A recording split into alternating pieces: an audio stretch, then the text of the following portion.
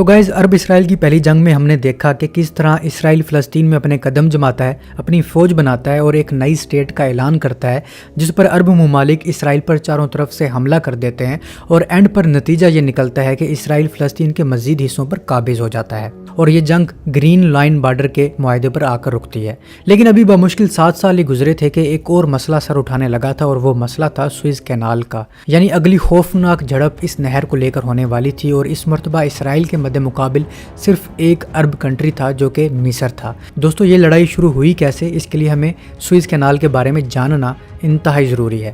Swiss canal مصر کی ایک سمندری گزرگاہ ہے جو بحیرہ روم یعنی کہ میڈیٹرینین سی کو بحیرہ احمر یعنی کہ ریڈ سی سے ملاتی ہے، اور یہی ریڈ سی پھر انڈین اوشن سے جڑ جاتا ہے۔ اس میڈیٹرینین سی کے کنارے پر پورٹ سعید ہے، جبکہ ریڈ سی کے کنارے پر سوئز شہر ہے۔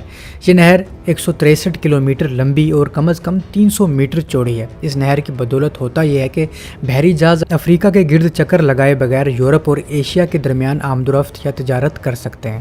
اس طرح بحری جہازوں کو تقریباً 9000 کلومیٹر فاصلے کی اور تقریباً 10 دن کی بچت ہوتی ہے، لیکن ہمیشہ ایسا نہیں ہوتا تھا۔ 1869 سے پہلے بحری جہاز یا افریقہ کے گرد چکر کاٹ کر جایا کرتے تھے، یا پھر اس علاقے کے ایک جانب سامان اتارا کرتے تھے اور بذریعہ سڑک دوسری جانب سامان لے جایا جاتا تھا، اور پھر دوسری جانب پھر بحری جہاز پر لوڈ کیا جاتا تھا۔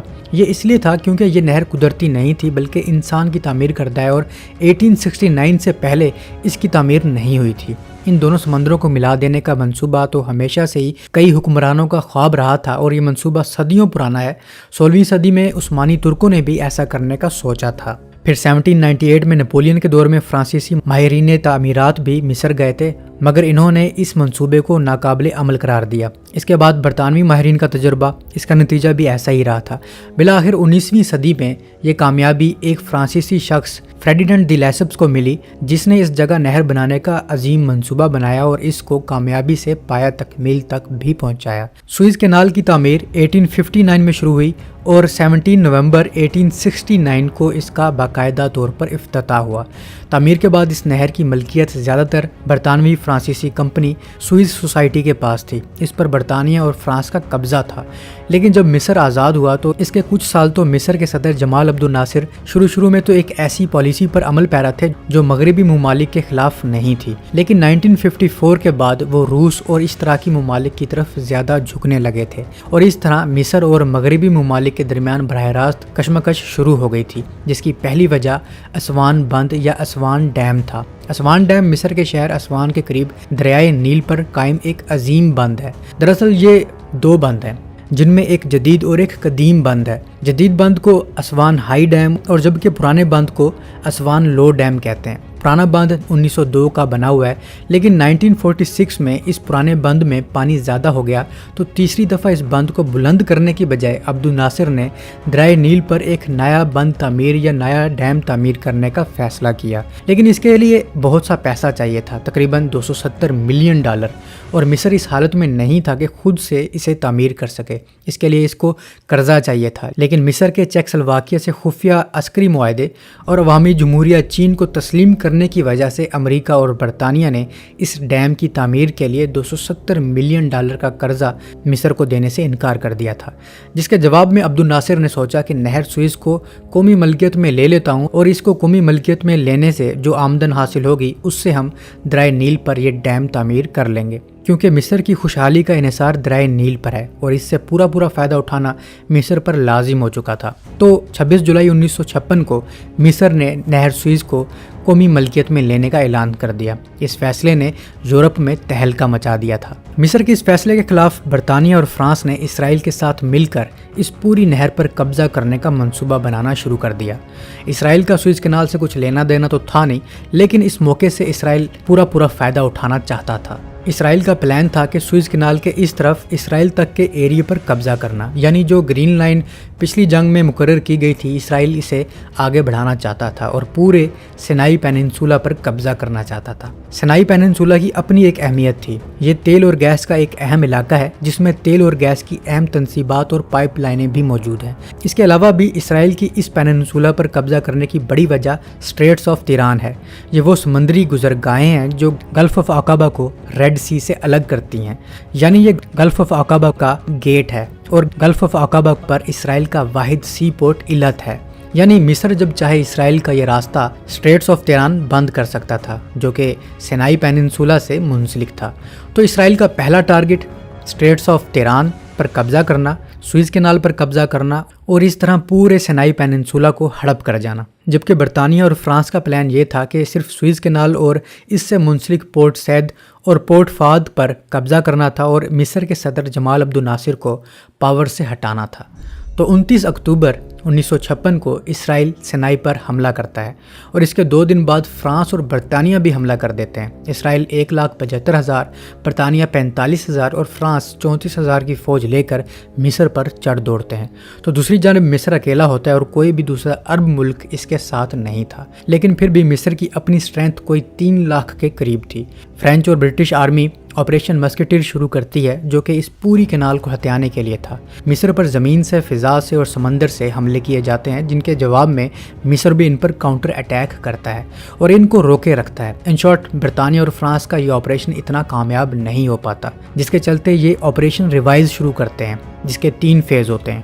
فیز 1 میں برطانیہ مصر پر فضائی برتری حاصل کرتا ہے۔ فیز 2 میں یہ دونوں ممالک 10 دن کا ایرو سائیکولوجیکل کمپین شروع کرتے ہیں تاکہ ایجپشین اکانومی کو ڈسٹروائے کیا جا سکے، اور فیز 3 میں یہ ایئر اور سی بورن لینڈنگز کرتے ہیں تاکہ سوئز کینال کو کیپچر کیا جا سکے۔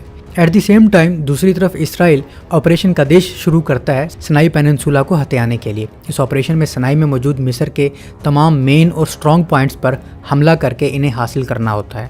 اسرائیل کے جو مین آبجیکٹیوز ہیں ان میں شرم الشیخ، عریش، ابو عجیلہ اور غزہ اسٹرپ تھے۔ شرم الشیخ اس لیے کہ تیران اسٹریٹس پر قبضہ اس کے ذریعے ہونا تھا۔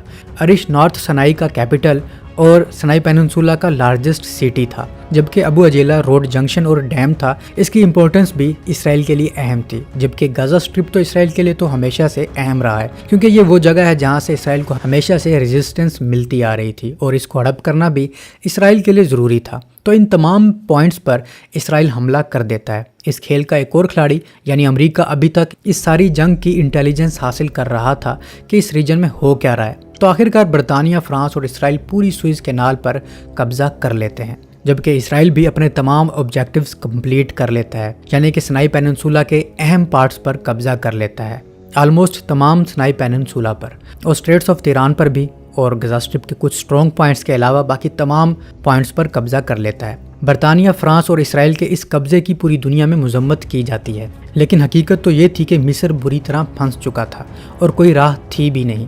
اس جنگ میں مصر کا ہی سب سے زیادہ نقصان ہوا تھا۔ مصر کے ٹینکس، ایئرکرافٹ کافی تباہ ہو گئے تھے۔ اس جنگ میں مصر کے کوئی 215 ایئرکرافٹ، 125 ٹینکس تباہ ہوئے تھے، 3000 فوجی شہید ہوئے تھے اور 30,000 کیپچر ہوئے تھے۔ لیکن پتہ ہے کیا؟ مصر یہ جنگ پھر بھی جیت گیا تھا۔